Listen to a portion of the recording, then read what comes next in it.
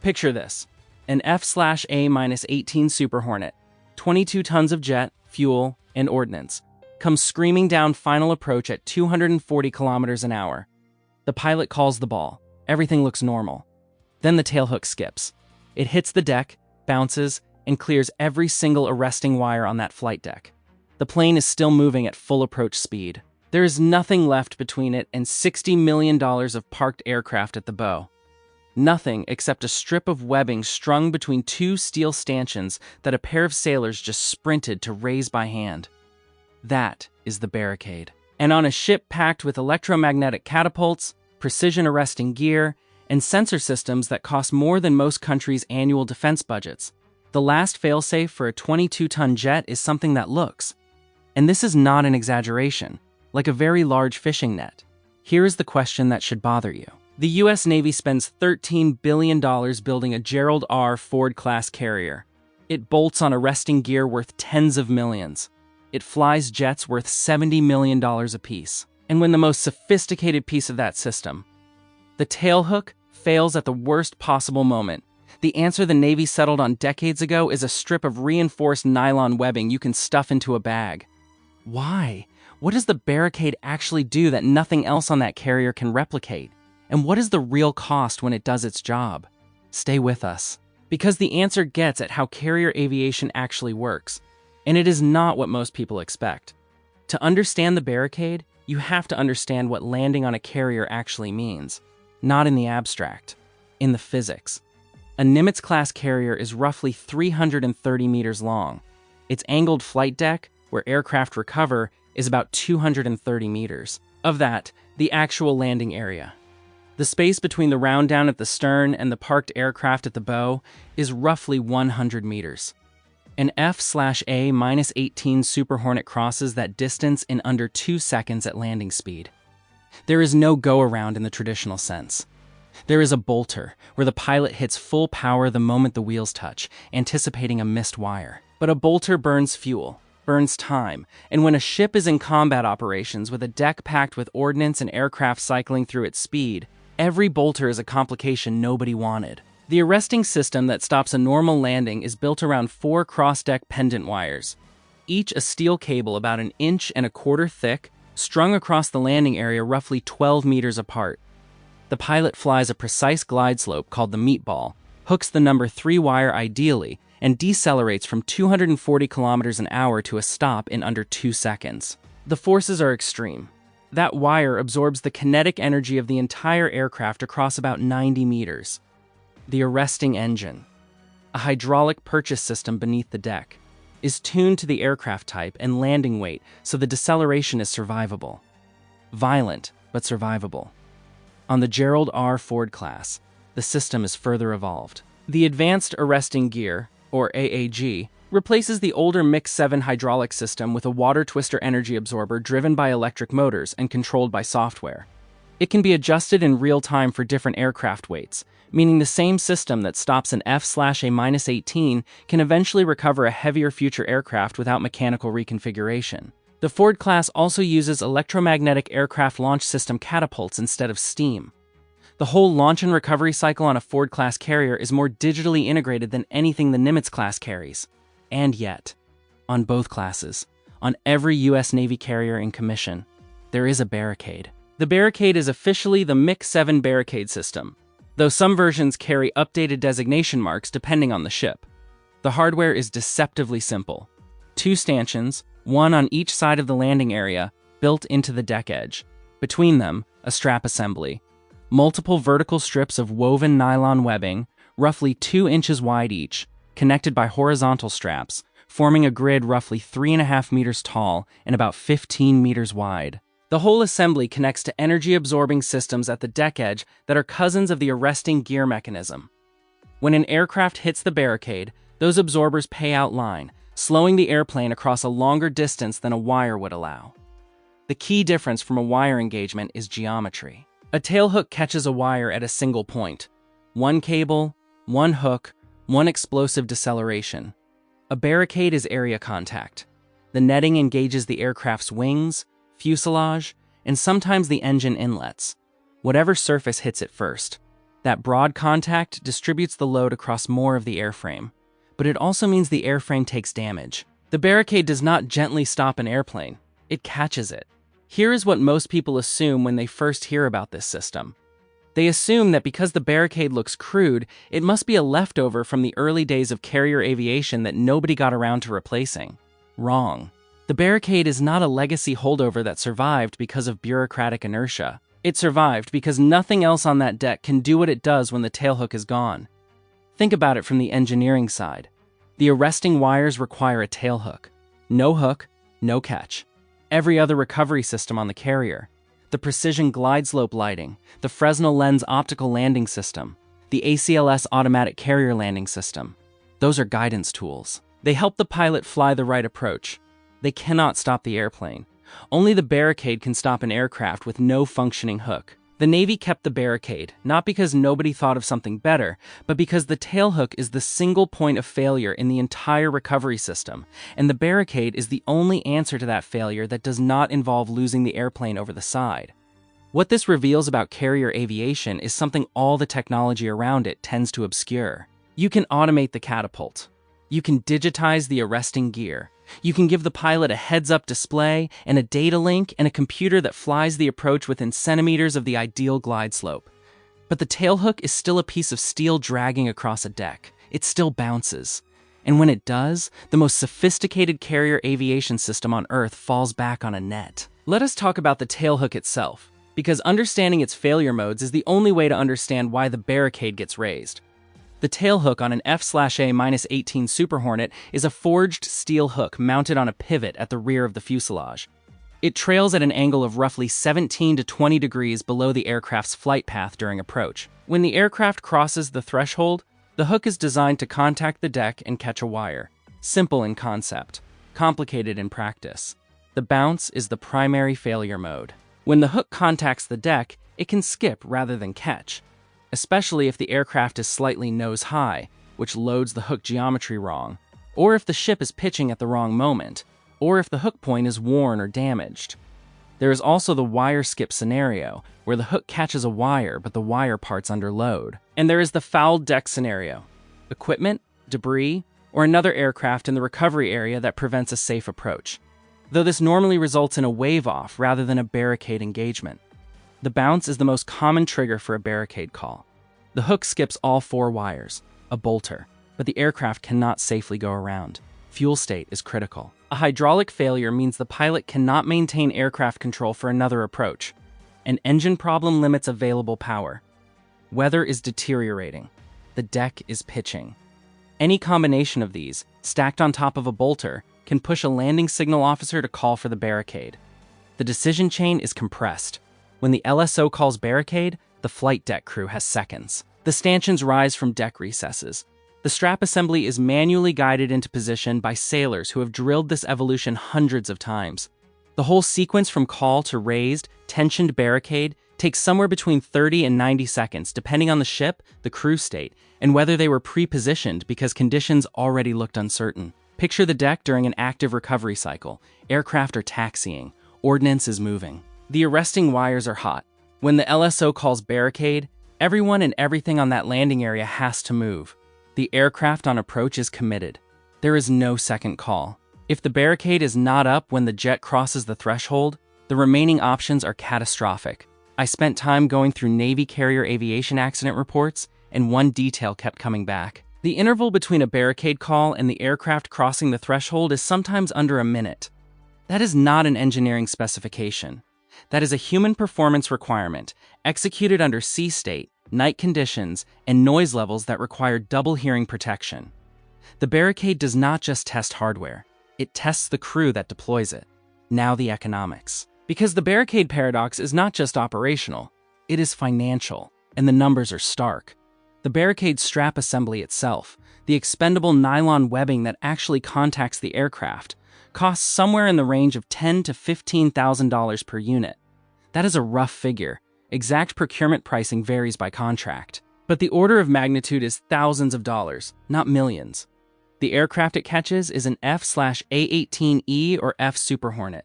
Unit flyaway cost, roughly $70 million. That is the number that matters for the comparison.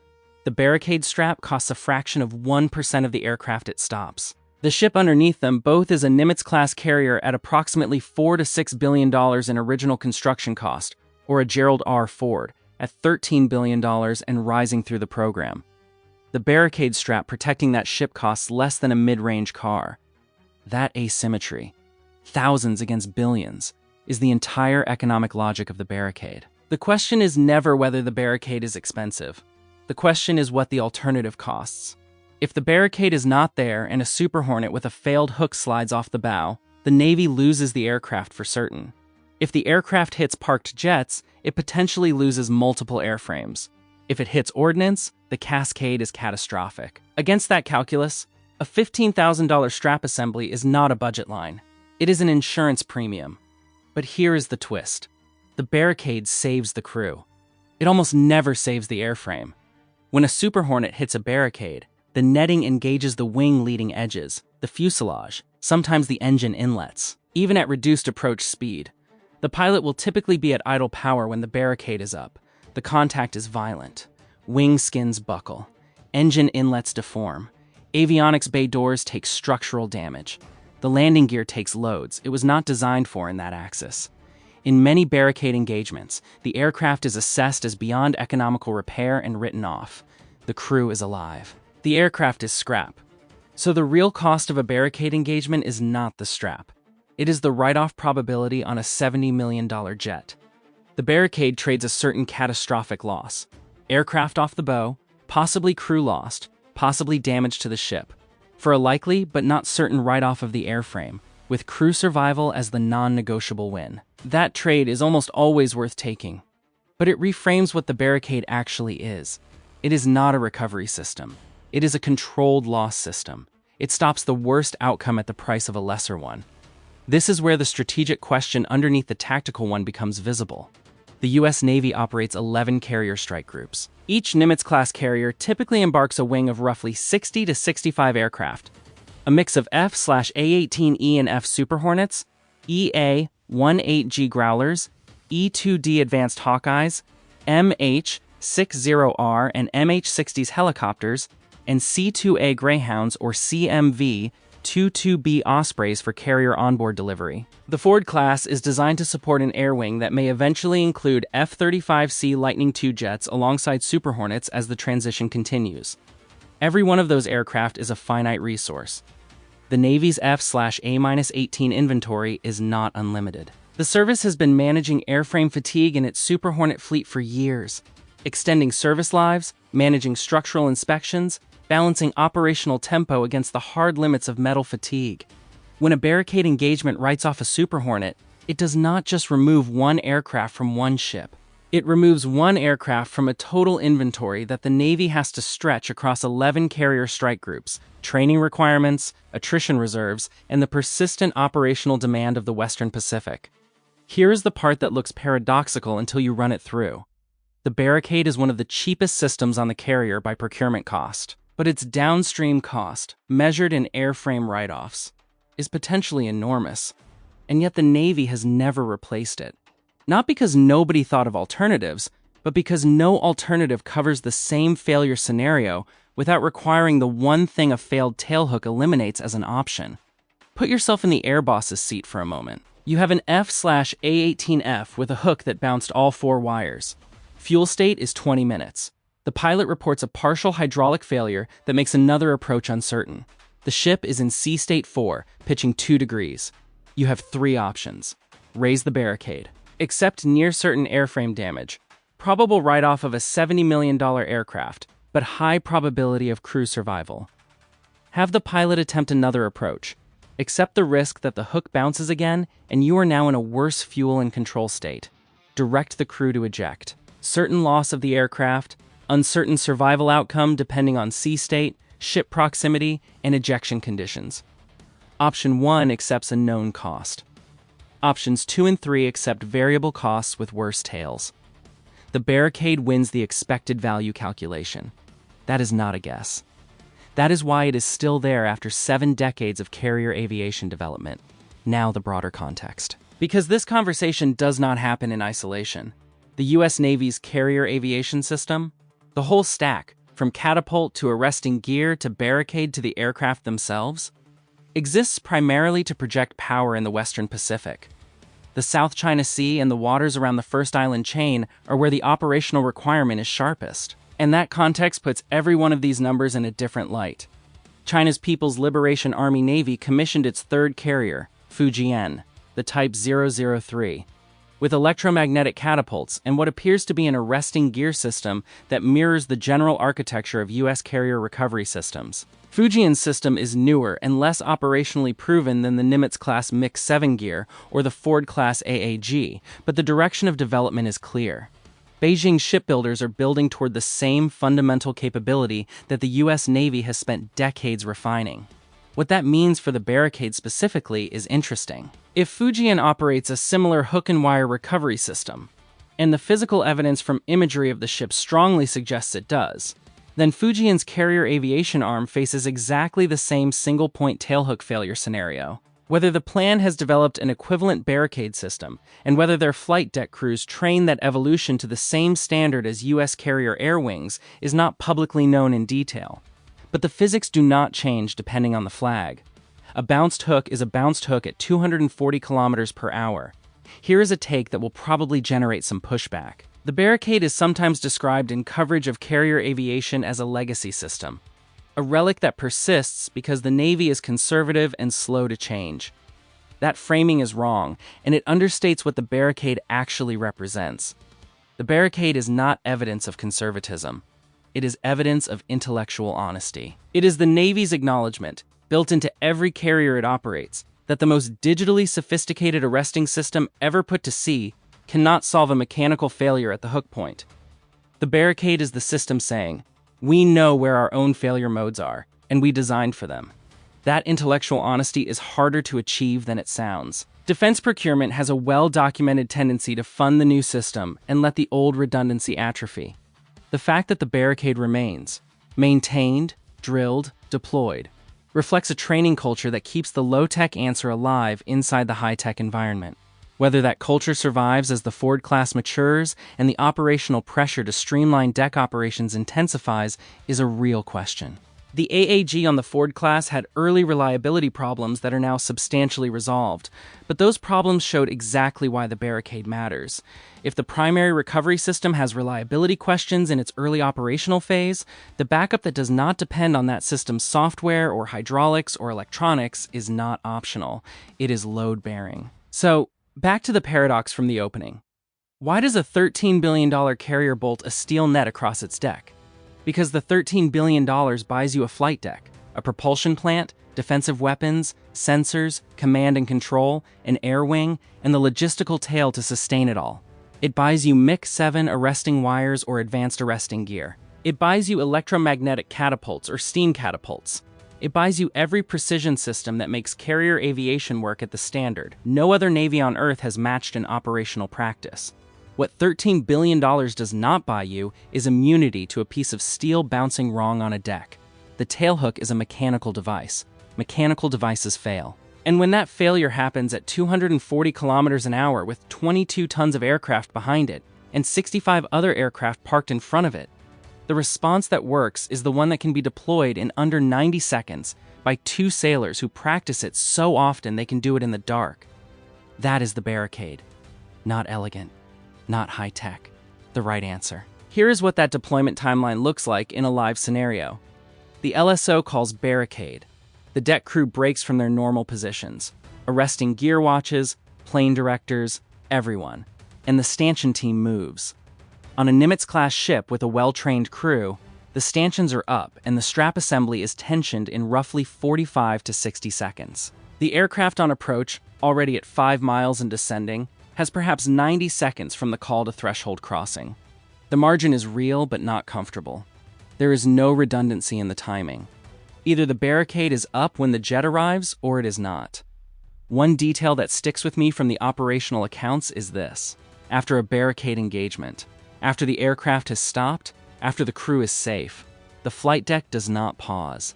Carrier aviation operates on a cycle time. The Barricade has to come down, the landing area has to be cleared, and the next aircraft in the pattern, which may have been stacked waiting through the whole evolution, has to recover before its fuel state becomes the next emergency. The Barricade is not just a hardware problem. It is a sequencing problem, a time problem, and a crew endurance problem all at once. That endurance point matters more than it might appear. A Nimitz-class carrier on a deployed cruise operates at a tempo that is genuinely punishing. The ship is underway for months at a stretch. Flight operations run day and night. The flight deck crew, the yellow shirts, red shirts, green shirts, blue shirts, each color a different function, works in one of the most dangerous occupational environments in military service. Noise levels routinely exceed 140 decibels during launches. Jet blast and deck equipment accidents are a persistent hazard. During surge operations, when the carrier is generating maximum sorties, there is little time for rest. Into that environment, the Barricade drill has to be maintained. It cannot be a once-a-deployment exercise. It has to be drilled frequently enough that when the LSO calls it in the middle of a night recovery in Sea State 4, the crew moves without thinking. Maintaining that human readiness, inside a system that has made almost everything else digital and automated, is its own kind of cost. Not measured in dollars, measured in training hours, crew fatigue, and the cognitive load of keeping analog skills alive in a digital world. Here is a number that puts that in perspective. A carrier air wing typically conducts several hundred arrested landings per deployment. Of those, Barricade engagements are rare. The rate is low enough that many individual pilots go entire careers without one. But the deck crew cannot assume it will be rare. They have to be ready for it every recovery cycle. That is the hidden operational cost of the Barricade that never shows up in any procurement budget. Now the strategic layer. The Barricade matters beyond its immediate tactical function because of what carrier aviation represents in the broader Pacific balance. The U.S. Navy's carrier strike groups are the primary instrument of forward presence and crisis response in the Western Pacific. When a carrier operates in the South China Sea or transits toward the first island chain during a period of elevated tension, it is not just showing a flag. It is projecting the credible threat of sustained air power. The ability to put F/A-18 Super Hornets and F-35C Lightning Ts over a target day after day from a mobile base that does not require host nation basing rights. That credibility depends on the carrier's ability to sustain its air wing. A carrier that cannot safely recover its aircraft is not a credible strike platform. It is a very expensive floating problem. Every system that supports safe recovery, the arresting gear, the glide slope systems, the landing signal officers, and yes, the Barricade, is directly load-bearing on that strategic credibility. The DF-21D and DF-26 anti-ship ballistic missiles that PLA planners have invested in heavily are designed to threaten exactly that credibility. To make a carrier vulnerable enough, at long enough range, that the strategic calculus of forward presence changes. Against that threat, the U.S. Navy's response involves a combination of defensive systems: the Aegis Combat System, SM-6 interceptors, the E-2D Advanced Hawkeye for early warning, and operational maneuver to make the carrier a more difficult targeting problem. But none of that changes the internal logic of carrier recovery operations. The carrier still has to recover its aircraft. The tailhook still has to work. And when it does not, the Barricade still has to go up.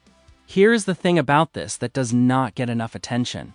The PLA Navy, as it develops its carrier aviation capability on Fujian and whatever follows it, faces exactly the same internal recovery challenge. The Type 003's electromagnetic catapult and arresting gear are real engineering achievements that confirm the direction of Chinese carrier aviation development. But the operational maturity gap between the U.S. Navy's carrier aviation culture, 70-plus years of accumulated knowledge, accident reports, doctrine, training standards, LSO qualification pipelines, and the plans developing carrier aviation program is significant. That gap is not measured in hardware. It is measured in the kind of institutional knowledge that tells a crew how to deploy a Barricade in 45 seconds at night in rough weather. So where does this leave the question we opened with? The Barricade exists because the alternative. In every scenario where a tailhook has failed and the aircraft cannot safely go around, is worse. Not sometimes worse, always worse. The aircraft goes over the bow, or hits parked jets, or the crew ejects into a pitching sea. Against any of those outcomes, a Barricade engagement that writes off the airframe but saves the crew is the correct result. Not the good result, the correct one. The question the Barricade really forces is this: at what point does acceptable loss become unacceptable? The Navy's answer, embedded in the doctrine, is that crew loss is the line. Airframe loss, even a $70 million Super Hornet, is recoverable in a way that crew loss is not. The Barricade encodes that value judgment in hardware and puts it on the deck of every carrier. What is most surprising about this is not the Barricade itself. It is how clearly it reveals the hierarchy of values inside carrier aviation, all the sophisticated technology around it. The AAG, the ACLS, the Fresnel lens, the data links. All of it exists to get the aircraft down safely. The Barricade is what happens when all of that fails. And its presence, maintained and drilled on every carrier, is the clearest possible statement that crew survival is the one variable the system is not willing to optimize away. And here is the question that actually splits people when you put it to them, because both sides have a legitimate case. When an F/A-18 Super Hornet has a failed tailhook inbound to a Nimitz-class carrier, the commanding officer faces a real decision. Raise the Barricade, accept near-certain airframe damage, probable write-off of a $70 million aircraft, but high probability of crew survival. Or direct the crew to eject, certain loss of the aircraft, uncertain survival outcome depending on sea state, ship proximity, and ejection conditions. The Barricade trades money for a better human outcome probability. The ejection trades money for a different risk profile. No ship damage risk, but the ejection itself carries its own casualty potential over a pitching deck or rough water. Which call would you make? Drop your answer in the comments. We read every one, and the reasoning people bring to this is genuinely varied in ways that track back to how you weight different kinds of risk. Here is how the decision actually works in practice. The doctrine leans strongly toward Barricade over ejection when the ship is available as a recovery platform and the crew has enough altitude and control to fly a stable approach. Ejection is reserved for cases where the aircraft is uncontrollable, the fuel state is zero, or the approach cannot be stabilized. The Barricade is the preferred option, not because it is cheaper. It usually is not, once you price the airframe write-off, but because the outcome distribution is more favorable, more predictable. And in high-stakes decisions, predictability has real value. The commanding officer making that call has seconds, not minutes. The LSO has a direct line to the CO and makes a recommendation. The decision architecture is designed to compress the decision to the fastest defensible choice. That compression, that institutional encoding of the right answer into a fast decision protocol, is itself a form of technology. It just is not hardware. The final layer. The U.S. Navy is currently managing a transition between two generations of carrier aviation. The Ford class is entering full operational service with capabilities the Nimitz-class cannot match.